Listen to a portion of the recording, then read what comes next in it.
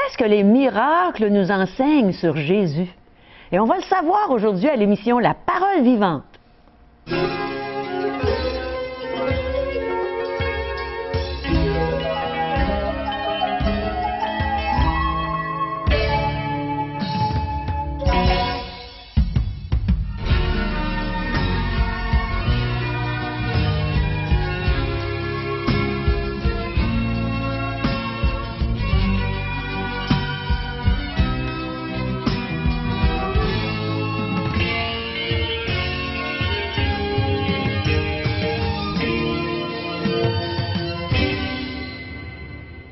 Bonjour chers amis et bienvenue à l'émission La Parole vivante. Aujourd'hui, Régent va nous entretenir sur le tout premier miracle de Jésus, n'est-ce pas? Que nous retrouvons dans l'Évangile selon Jean, oui. Ce petit livret qu'on a distribué gratuitement, maison par maison, et j'espère que vous l'avez en votre possession. Vous avez le temps encore de le sortir afin de pouvoir regarder ensemble ces versets. Oui. C'est l'Évangile de Jean, chapitre 2. Alors, c'est un des premiers miracles qui est rapporté par les témoins oculaires, entre autres Jean, l'évangéliste, et qui nous rapporte ce fait. Et le pourquoi de ces miracles, de cette puissance manifestée par Jésus. C'est ce qu'on va regarder dans un instant. J'ai hâte de voir ce que le Seigneur t'a inspiré pour nous, Régent. Le Seigneur accompagne, il va sans dire, cette lecture par sa toute-puissance dans les vies de ceux qui reçoivent cet évangile. Ils peuvent vivre des miracles, c'est-à-dire des changements, des transformations dans leur être intérieur, surtout la guérison de l'âme. Oui. Un des premiers miracles que Jésus veut accomplir dans la vie de chacun de ceux qui reçoivent cette parole, de ceux qui reçoivent et qui entendent cette parole, c'est de pouvoir être transformés dans leur vie, dans leur être, dans leur personne. Comme ça nous est arrivé à nous. Oui. Dieu appelle ça, c'est ce qu'on va regarder dans une future émission, la nouvelle naissance. Ah oui. Naître d'en haut. Mais regardons tout d'abord les signes qui accompagnaient le ministère de Jésus. Suivez-moi. Oui, on va est dans l'Évangile de Jean. L'Évangile de Jean, et puis je m'installe devant cette croix parce que le message que je vais vous partager va nous conduire justement au pied de la croix où nous avons besoin de vivre tout ce moment, un moment merveilleux dans la vie de chacun des êtres humains. Alors l'Évangile de Jean, chapitre 2, nous lisons: 3 jours après, il y eut des noces à Cana en Galilée. La mère de Jésus était là, et Jésus fut aussi invité aux noces avec ses disciples. Le vin ayant manqué, la mère de Jésus lui dit: ils n'ont plus de vin. Jésus lui répondit: Femme, qu'y a-t-il entre moi et toi? Mon heure n'est pas encore venue. Et sa mère dit au serviteur: faites ce qu'il vous dira. Alors, des gens pourraient croire qu'ici, que Jésus, quand il utilise ce langage, femme, manquerait de politesse à l'égard de sa mère. Il n'en est pas le cas, c'est plutôt un terme très affectif et très poli à cette époque-là, dans le temps de Jésus, d'appeler justement notre mère femme.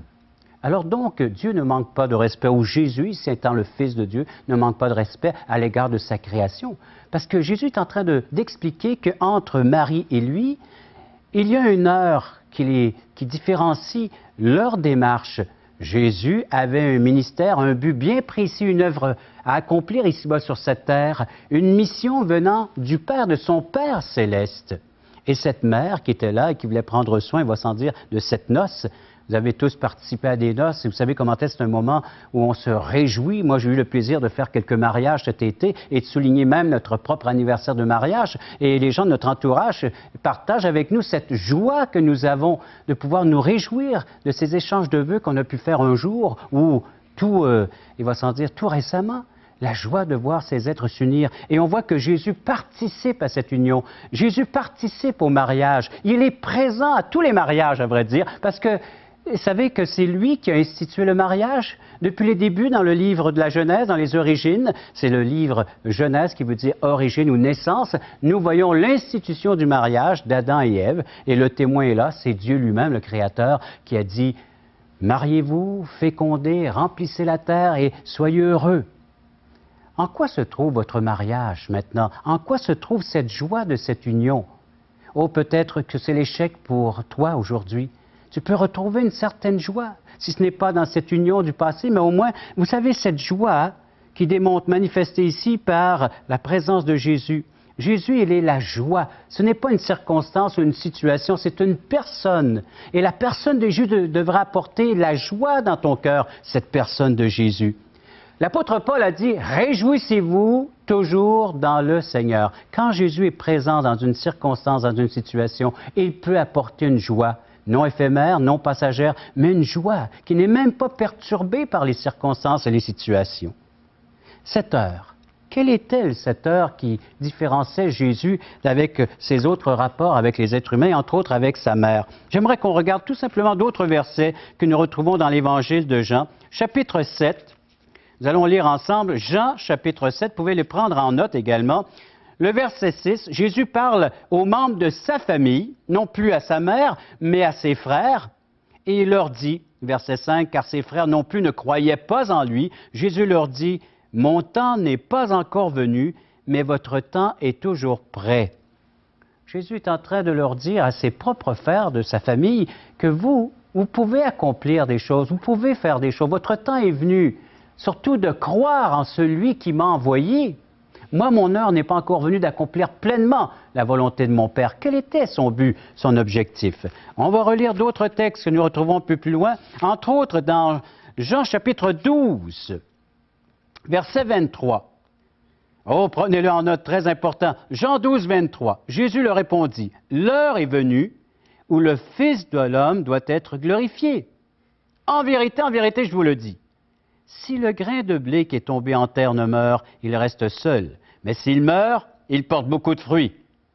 Celui qui aime sa vie la perdra, et celui qui hait sa vie dans ce monde la conservera pour la vie éternelle. » Jésus est en train d'expliquer que son heure, c'est lorsqu'il subira le sort qui nous est réservé à nous tous, c'est-à-dire la peine de nos péchés, la peine, le fait de pouvoir d'être puni de mort, d'être condamné à mourir à cause du mal que nous avons tous fait à l'égard de ce Dieu qui est juste, la peine de mort. Eh bien, Jésus va la subir à notre place. C'est lui qui va porter. Ça, c'est l'heure, c'est le pourquoi. C'est ce qui différenciait Jésus de tous les autres êtres humains, que lui, il savait à quelle heure il devait mourir, le pourquoi de sa mort. Ce n'est pas un hasard, ce n'est pas un accident dans sa vie, c'était bel et bien le but, le pourquoi de sa venue sur la terre, cette mort sur la croix.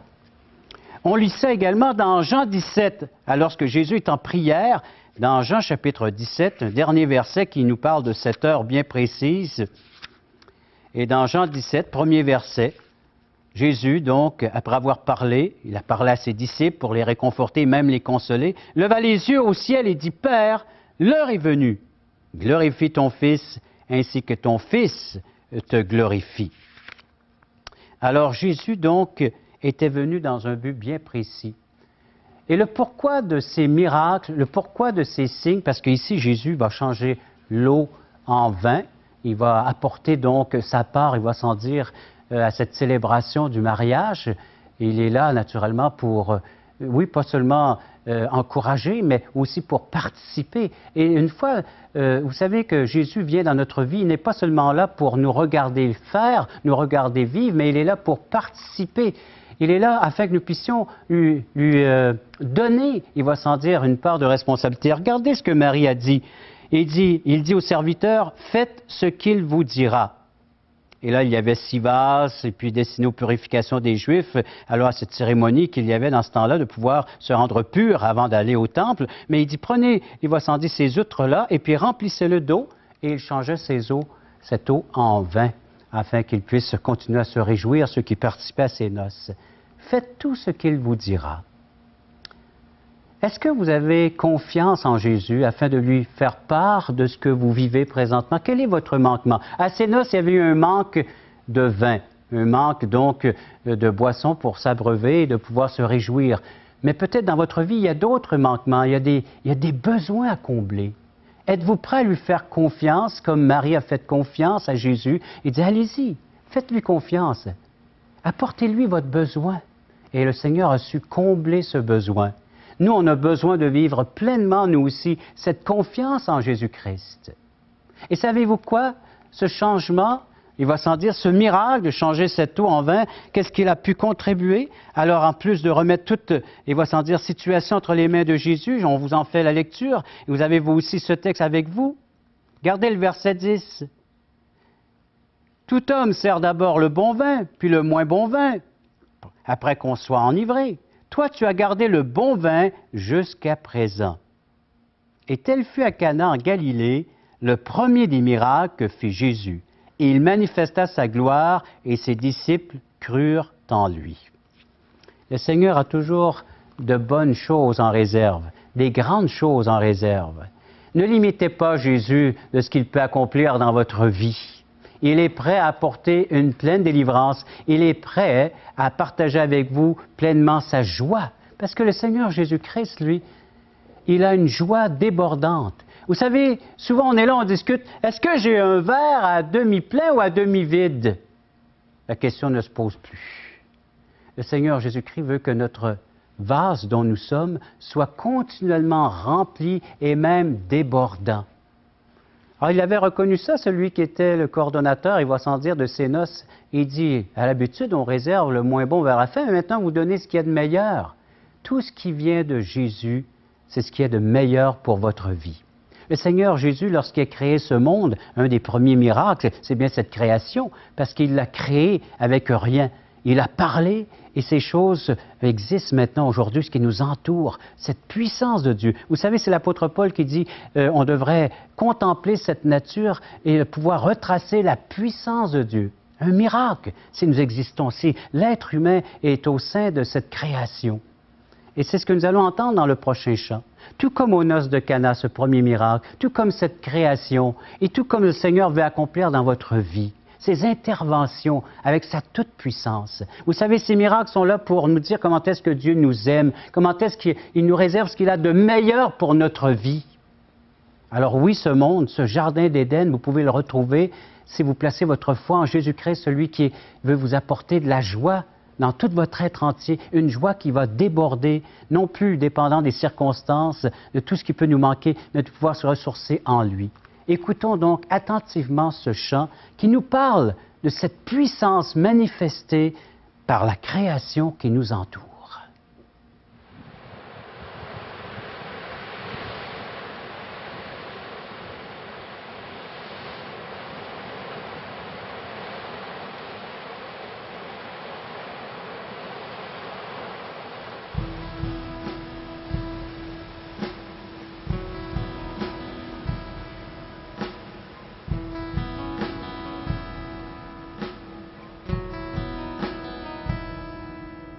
Les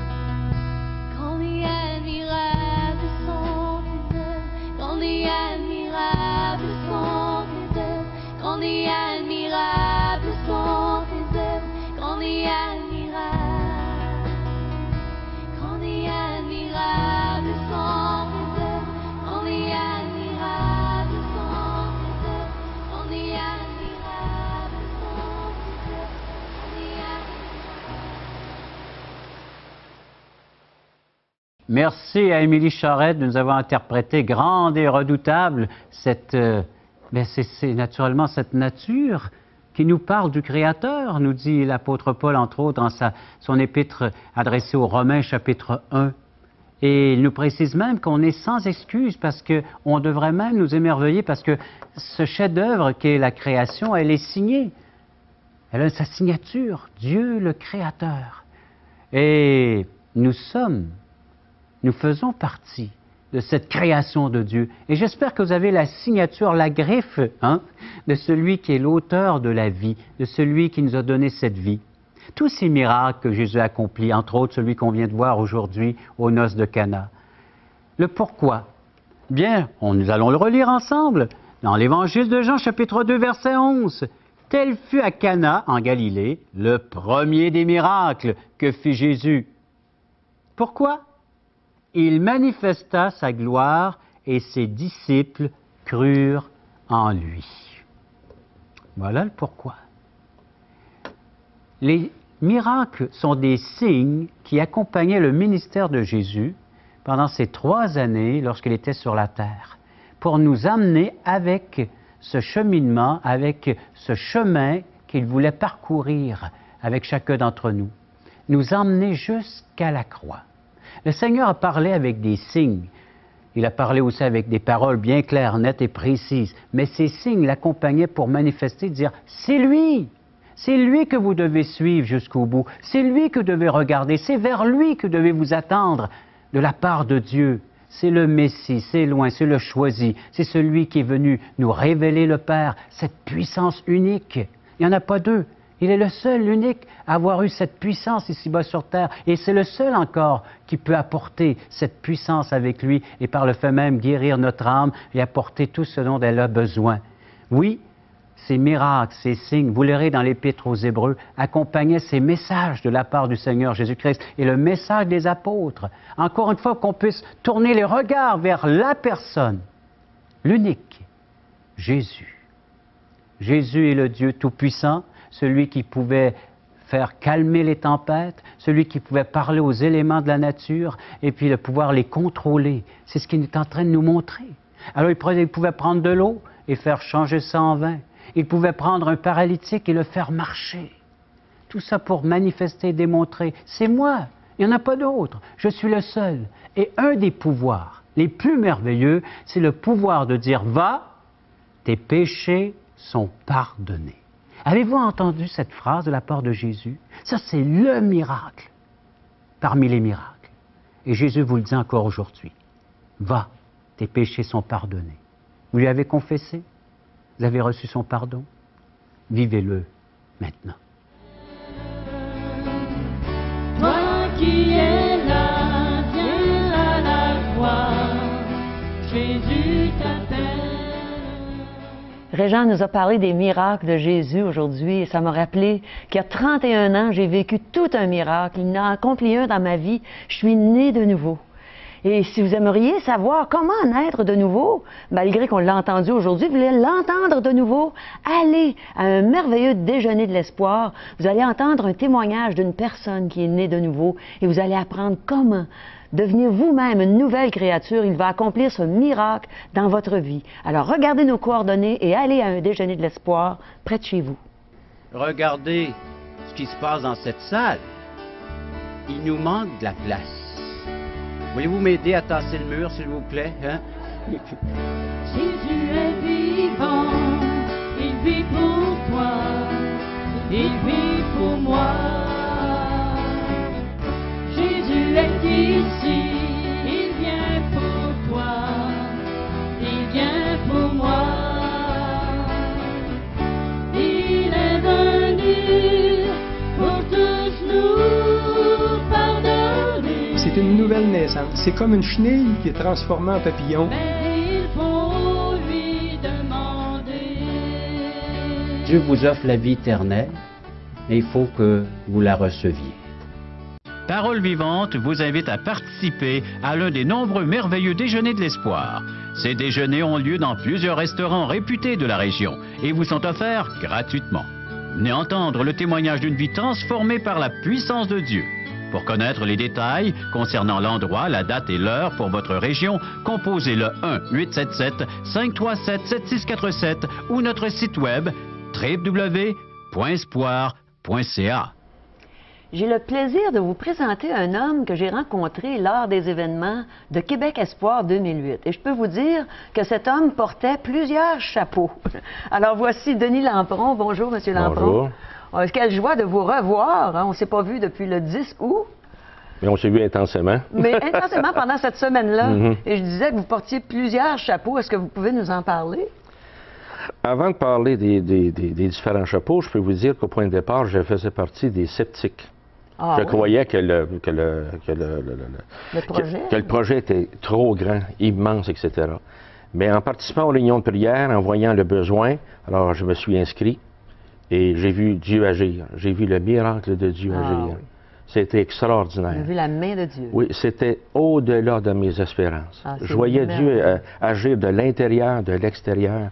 Et lorsque je me suis inscrit, on m'a invité à être responsable de quelques dossiers. Oui, j'ai vu ça. Les services alimentaires, les bénévoles et les téléphonistes Oh là là. le soir. c'était déjà Donc, beaucoup. ma journée commençait à 6h15 le matin et finissait à 11h le soir. Et vous aviez le temps de nous jaser un petit peu juste avant les repas, hein? Ah, c'était très, très, très important parce que pour moi, l'accueil était très important. Oui, bon, on le sentait. Tous se sentaient bien accueillis. Oui. Et je pense que de voir des gens qui venaient de partout, non seulement du Québec, mais de l'Ontario, de l'Ouest canadien, des États-Unis, du Mexique, de l'Europe. Oui. Moi, en tout cas, j'ai gardé des souvenirs impérissables de tous ces moments-là que le Seigneur m'a permis de vivre. Qu'est-ce qui vous a touché le plus pendant cette campagne? La fidélité et la responsabilité des gens. Les gens se sont impliqués avec une fidélité et une responsable que seul Dieu pouvait soutenir. Ah oui, définitivement. Parce que c'était, à certains points de vue, c'était surhumain. Oui. C'était un effort très, très, très, très grand. C'était un effort impossible pour nous, mais possible à Dieu seulement, je pense. Hein? C'est ça que vous vouliez dire tantôt? C'est ça. Et tout ça, malgré les problèmes d'une organisation immense, Oui. malgré une température qui était très souvent et plus qu'autrement déficiente. Je crois qu'il y a plu à chaque jour. Hein? Ah, presque pas. Mais on avait des pluies de bénédiction avec ça. Encore une fois, c'est incroyable de voir comment les gens sont demeurés fidèles à leur poste. Oui. Je me souviens de voir des gens, des journées de pluie presque torrentielles, être à leur poste à l'extérieur, au service de sécurité. Le stationnement. Et ils obéissaient non seulement à l'organisation, mais ils obéissaient au commandement que Dieu leur avait donné de servir là où ils devaient servir. Oui. Et moi, ça a été pour moi une source d'exhortation extraordinaire. C'est merveilleux. Extraordinaire. Et on a été vraiment bénis par votre présence, M. Lampron. On vous a vu à l'œuvre, on a vu que c'était vraiment Dieu qui vous dirigeait. Tant mieux, parce que moi, je me suis vraiment senti dirigé par Dieu, et non pas seulement par mes propres forces. Oui. Ça, je peux vous le dire. Étiez-vous là tous les soirs aussi, lors des spectacles? Étiez-vous dans la salle ou... Non, c'est ça que je vous dis, parce que j'ai sacrifié cette partie-là, je l'ai donnée à Dieu, parce que je m'occupais aussi des téléphonistes. Ah. Parce que pendant le spectacle, il y avait des gens qui pouvaient téléphoner pour recevoir de l'aide ou demander des choses. Alors, c'était mon ministère, et j'ai essayé de l'assumer jusqu'à la fin, mais je vous dis une chose, par la grâce de Dieu. Oui. Alors, vous n'étiez plus sceptique rendu à la fin, ça c'est sûr. Absolument pas, mais j'étais dans l'émerveillement de ce que Dieu avait fait. Oui. Et on a tous été dans l'émerveillement de ce que Dieu a fait. Merci, M. Lampron. Et merci à vous d'avoir écouté ce beau témoignage. Et on va vous revenir dans quelques instants avec une autre partie de notre émission.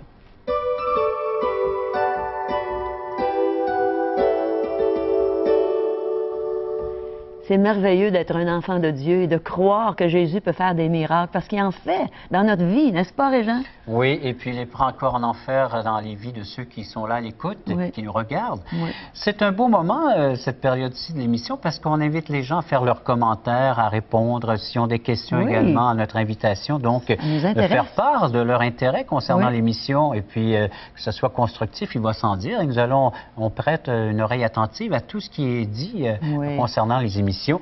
Et pour recevoir notre offre de littérature qui est gratuite, alors vous allez avoir les coordonnées que Caro va vous donner dans un instant. Pour l'instant, voici l'offre, l'Évangile de Jean. On a encore quelques copies, quelques exemplaires à donner gratuitement. On a également le tract Aujourd'hui l'espoir, c'est Jésus seul, un bref résumé de l'histoire de l'intervention de Dieu dans une vie et dans la vie de l'humanité. En contact avec Charles Stanley. À chaque jour, vous pouvez donc avoir un repas succulent spirituel pour votre âme. Vous allez retrouver au jour. La parole de Dieu pour l'appliquer dans notre vie aujourd'hui. Oui. Et les questions fondamentales, alors les grandes questions existentielles et un Nouveau Testament tout à fait gratuitement, édition 2008. Alors, pour les avoir, appelez-nous à 1-877-l'Espoir, 1-877-537-7647 ou visitez notre site web espoir.ca. Alors, c'est déjà terminé pour aujourd'hui. On se retrouve la prochaine fois.